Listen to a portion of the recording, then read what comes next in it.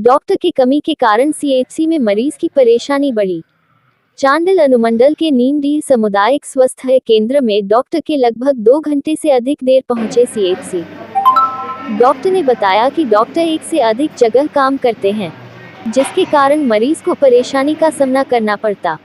पूर्व से निर्धारित रहने पर समय पर डॉक्टर आ जाते हैं। डॉक्टर का कहना है कभी चांडिल सीएचसी तो कभी नीमडीह सीएचसी में सेवा देना पड़ता है। सामुदायिक स्वास्थ्य केंद्र डॉक्टर सेवा दिनवार अंकित नहीं होने के कारण सीएचसी प्रभारी को लोग फोन करते हैं।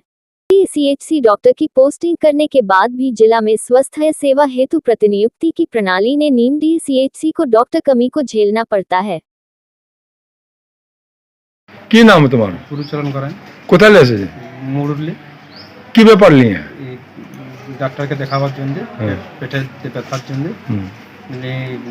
নটালে আছি अभी तो ডাক্তার আসছে না 12টা বাজে গেল